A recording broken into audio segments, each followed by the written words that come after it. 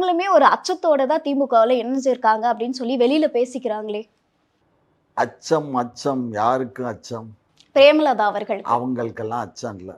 அது 1000 பல்லாயிரக்கணக்கான மக்கள் மத்தியில் பயங்கரமாக பேசக்கூடியவங்க, புரியுதா? மேடையில் அவங்க அன்னைக்கு லட்சக்கணக்கான மக்கள் அவங்களுடைய மாநாட்டில் எப்படி உரையாற்றினாங்க, அவங்களுக்காவது அச்சமாவது. அச்சம் என்பதே ஆனா இல்லாதவங்க. திமுகவை கண்டு எல்லாருக்குமே ஒரு அச்சம் இருக்கே. எங்களை கண்ட அச்சம் எதிர்கட்சிகளுக்கு அச்சம் இல்லை, உங்களால நிறைய பேருக்கு பாதிப்பு தான் அடைஞ்சிருக்காங்களே தவிர்த்து சுதந்திரமா கிடையாது எந்த தமிழ்நாட்டுல. நாய் சொல்லுச்சு? மக்கள் சொல்றாங்க சார். மக்கள் அப்ப சொல்ற மக்களை நான் நாயின்னு தான் சொல்றேன். இந்த வைகோ, வார்த்தை வைகோ. சொன்ன எவன் சொன்னாலும் நாய் திருமாவளவன். தான். எவன் சொன்னாலும் நாய் தான். எங்களை பார்த்து அச்சப்படுறேன்னு சொல்லக்கூடியவன் பூரா அயோக்கியன், நம்பர் 1 ஃப்ராடு.